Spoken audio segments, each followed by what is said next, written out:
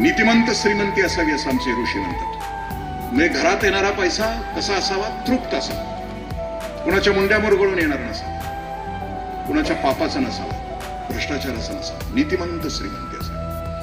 गंमत अशी आहे की पापाच्या पैशामध्ये लोक सुखाची अपेक्षा करतात आणि पापाच्या पैशामध्ये घर बांधतात आणि वास्तुशास्त्राच्या आधारे बांधतात. पैसा पापाचा आणि घर वास्तुशास्त्रानं बांधायचं, म्हणजे घर शांत असतं.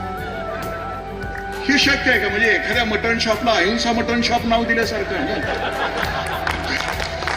पापाच्या पैशाच्या घरामध्ये वास्तुशास्त्र म्हणजे असतं काय की ईशान्येला ईश्वर असावा, देवघर ईश्वर ईशान्येला असावं. देव जरी ईशान्येला असला तरी कोपल्याशिवाय राहणार आहे का? पापाच्या पैशाच्या घरामध्ये आग्नेयाला जर अग्नी असेल तर घरात आग लावल्याशिवाय राहणार आहे का?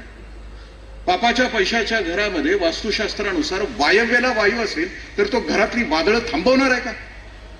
नाही. म्हणजे श्रीमंती माझ्या ऋषींनी कधीच नाकारलेली. घरात येणारा पैसा तृप्त असला पाहिजे. दुसरा तपश्चर्याचा असला पाहिजे, लॉटरीचा असता कामा नये. तृप्ताम तर्पयंतीम ज्वलंत असं म्हटलं. आणि ज्वलंत झरा असला पाहिजे, कष्टाचा असला पाहिजे. कारण लक्ष्मी घरात आली तर घरामध्ये समाधान आणि सुख देते. पापाच्या पैशाला ऋषी असं म्हणतात की ती अवदस आहे. ती आमच्या घरामध्ये आले, दिसेल श्रीमंती तथाकथित चमकोगिरी दिसेल पण उद्ध्वस्त झालेली असेल.